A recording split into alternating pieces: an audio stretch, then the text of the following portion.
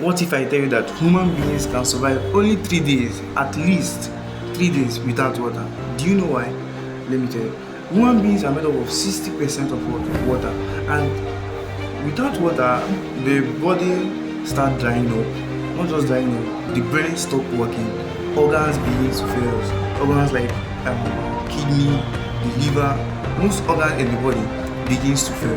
This is to show you how important water is to the body. We can go 3 days, 3 weeks without food, but you cannot go 3 weeks or 3 days without water, because most of the organs in the body requires water. Because let me use this for an example. The blood, for example, the blood will become thicker without water, and when the blood becomes thicker, it cannot transport oxygen again. It will be more thick to move around.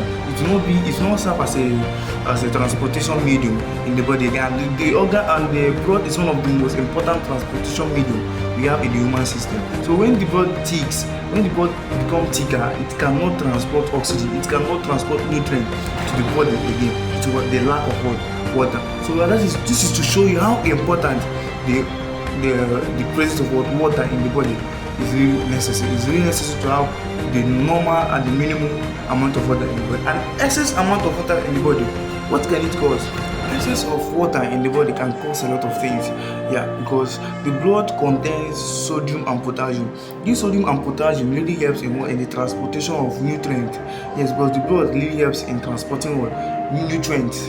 Yes, to the whole part of the body where it is necessarily needed. Then, when there is excess amount of water in the body, it dilutes those potassium and sodium.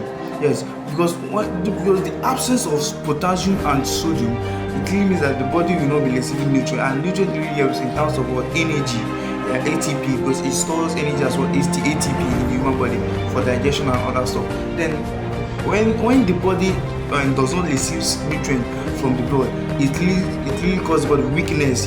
Yes, that's one thing. And also sometimes it leads to death, and also it swells up, like it kills some living cells in the brain. But without this nutrient, some living cells in the brain that helps in functioning and in participating in a lot of things in the body, it kills those cells, because those cells really need nutrients and oxygen to survive. So when the sodium and potassium that is responsible for the transportation of nutrients through the blood is diluted. When I say diluted, they are no more active, because water is one of the most universal solvent. A lot of solute dissolve in it. So when this solute, which is sodium and potassium, dissolve in water, it causes the blood to lack the ability to transport mineral resources or important minerals or important materials that the body needs for survival.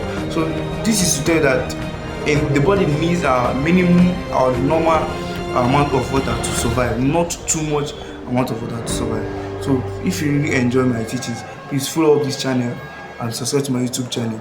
I really appreciate it.